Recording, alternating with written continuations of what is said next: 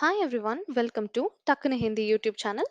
நம்ம எல்லாருக்குமே ரொம்ப நல்லா தெரிஞ்ச ஒரு தேசப்பற்று பாடல் சாரே ஜஹான் சே அச்சா. ஆனா அதுக்கான அர்த்தம் நம்மள நிறைய பேருக்கு தெரியாது. இப்போ வாங்க அதோட அர்த்தத்தை பார்ப்போம்.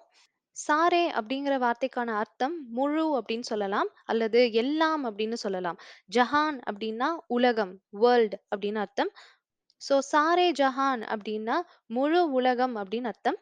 அடுத்தது சே அச்சா அப்படிங்கிற வார்த்தை. சே அப்படிங்கிறது விட, தேன் அப்படின்னு சொல்லுவோம் இல்லையா? அந்த விட அப்படிங்கிறதுக்கான அர்த்தம் தான் சே.